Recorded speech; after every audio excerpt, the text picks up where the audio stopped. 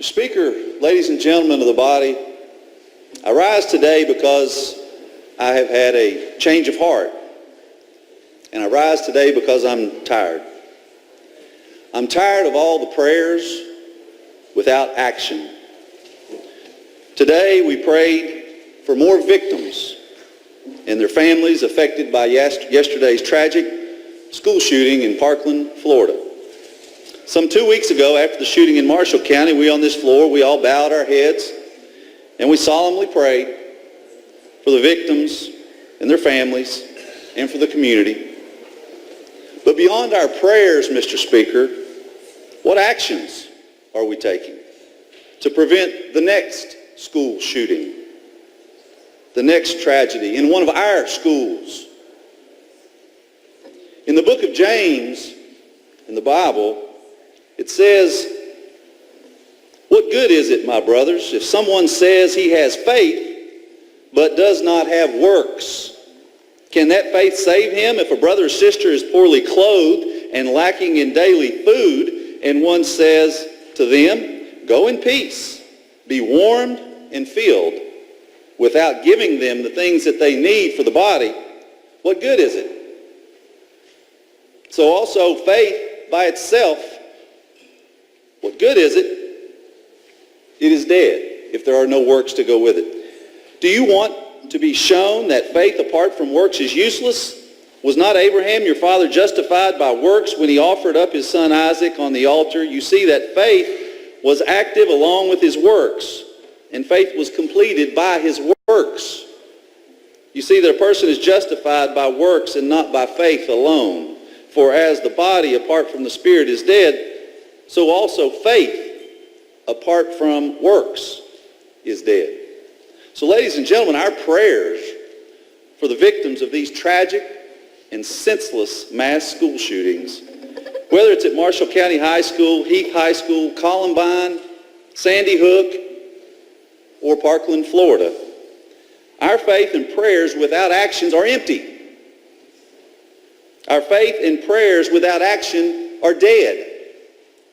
Whether it is at a country music concert in Las Vegas, a church service in Sutherland, Texas, or a movie theater in Aurora, Colorado, or even a nightclub in Orlando, Florida, our faith and prayers without action are empty. Without action, our faith and prayers are dead. So before coming here today, I called some of my friends back home and I told them what I was going to do today. And I shared with them my thoughts that I'm sharing with you all today. And each one of them had some variation of the same thing. They said, "Chris, you got plenty of people that are coming after you this fall. You don't need the NRA coming after you too."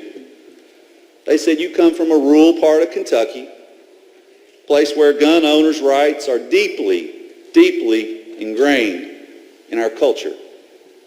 You got an A rating with the NRA, which is a powerful, powerful entity in money and grassroots support. They may try to make an example out of you. You got a bright political future. Why do this? Because if you do it, you're just signing your political death warrant." But ladies and gentlemen, I'm not wired that way. I didn't run for political office to get reelected. I ran to make a difference, to try to improve the lives of the people that vote for me and send me here to speak for them.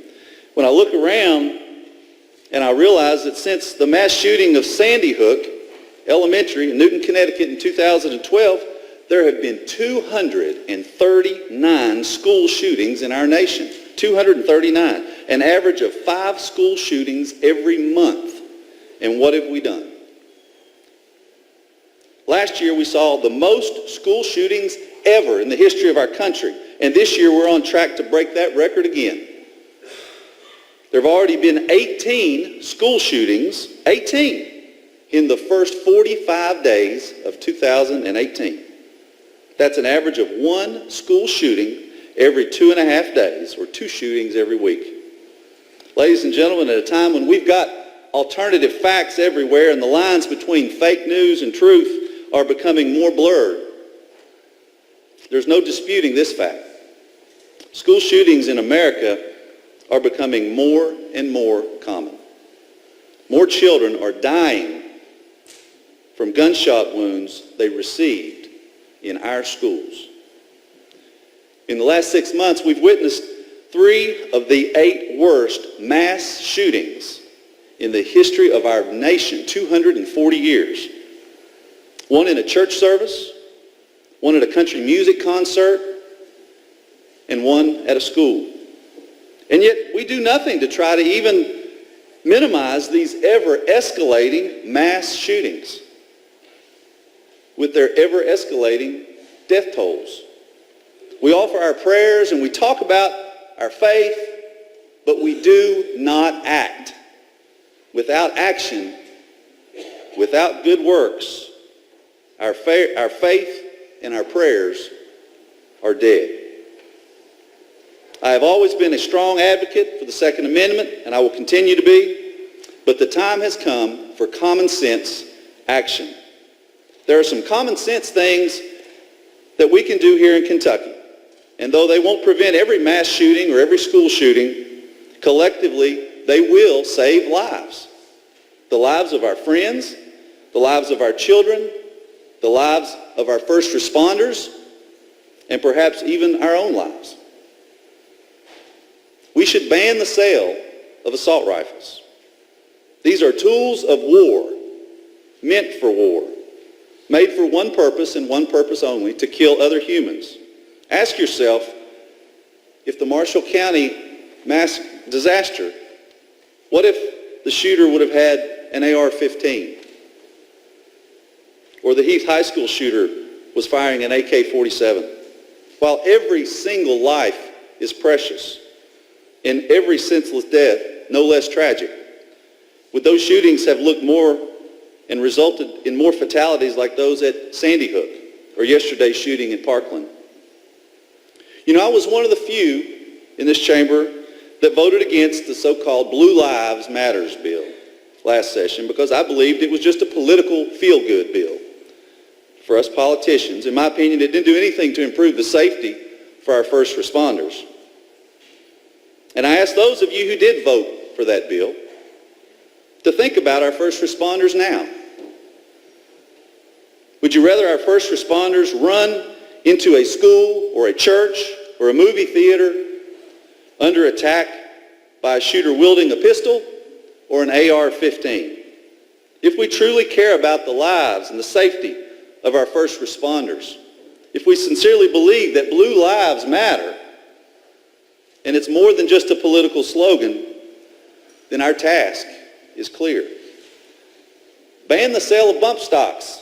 The sole purpose of a bump stock is to convert a semi-automatic weapon into a fully automatic weapon, to fire more rounds in a shorter period of time that would otherwise be humanly possible. Close the gun show loophole. Require an electronic background check to be completed on every gun purchase in the Commonwealth of Kentucky. In most cases, if there's a problem with an electronic background check, if there's not a problem, it takes 90 to 120 seconds to do a background check. Pass the gun safety bill that's sponsored by the gentleman from Jefferson 35. Like I said, these gun safety measures won't stop every attack, every shooting. They may not even stop most shootings. We can't legislate evil out of our society. But equally, there's no question that these common sense safety measures will prevent some and most definitely will reduce the number of deaths and injuries at the hands of mass shooters. And if by supporting these common sense gun safety measures in the future is in fact sealing my political fate, I can live with it. I can live with it. When I look at myself in the mirror, when I'm old and gray, and I look at my children or pick up my grandchildren from school, I will know that with my faith, that there is more than just prayers. That with my prayers, there is action. And that my actions were completed by works. My question for us here today for our governor, who is a big believer in the power of prayer, and for Kentuckians all across the Commonwealth, is our faith, our prayers supported by our actions? Are we willing to do that?